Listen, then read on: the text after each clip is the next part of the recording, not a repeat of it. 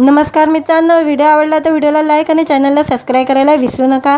आज या व्हिडिओमध्ये ठरलं तर मग मालिकेतील अभिनेत्रीने आई वडिलांसाठी खास सरप्राईज म्हणून आलिशान गाडी खरेदी केलेली आहे। त्याबद्दल जाणून घेऊया आजच्या व्हिडिओमध्ये। स्टार प्रवाह वाहिनीवरील ठरलं तर मग मालिका सध्या प्रेक्षकांच्या मनावर अधिराज्य गाजवत आहे। मराठीतील नंबर 1 असलेल्या या मालिकेने प्रेक्षकांच्या मनावर एक वेगळं स्थान निर्माण केलेलं आहे। शिवाय या मालिकेतील नवनवीन ट्विस्टने प्रेक्षकांना चांगलेच खिलवून ठेवलेले आहे। काही दिवसापूर्वी ठरलं तर मग मालिकेत अभिनेत्री रुचिरा जाधव झळकली होती।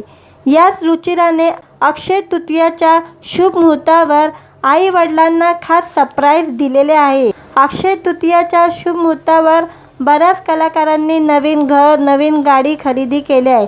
त्याप्रमाणे ठरलं तर मग मालिकेत झळकणाऱ्या अभिनेत्री रुचिरा जाधवने आई वडिलांना खास सरप्राईज देण्यासाठी आलिशान गाडी खरेदी केलेली आहे। या संदर्भात तिने सोशल मीडियावर एक पोस्ट शेअर केलेली आहे। ती पोस्ट सध्या सोशल मीडियावर चांगली व्हायरल होत आहे। अभिनेत्रीने शेअर केलेल्या फोटोमध्ये तिची गाडी पाहायला मिळत आहे। शिवाय फोटोत आई वडील बहीण देखील दिसत आहे। गाडीवर राधाकृष्णाच्या प्रतिमेने सगळ्यांचं लक्ष वेधून घेतलेलं आहे। आलिशान गाडीबरोबर फोटो शेअर करत रुचिराने लिहिलं आहे, अक्षय तृतीयाच्या शुभेच्छा। रुचिरा जाधवच्या जगात माझ्या या सुवर्ण रथाचे स्वागत करत आहे।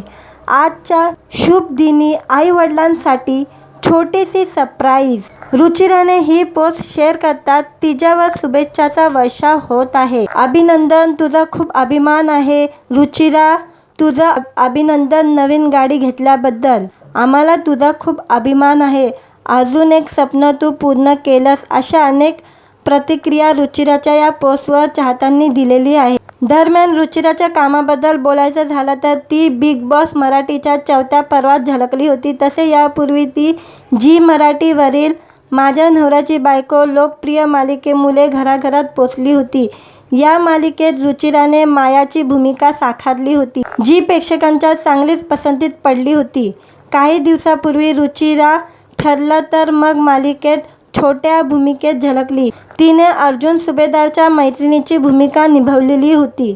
व्हिडिओ आवडला तर व्हिडिओला लाईक आणि चॅनलला सबस्क्राईब करायला विसरू नका।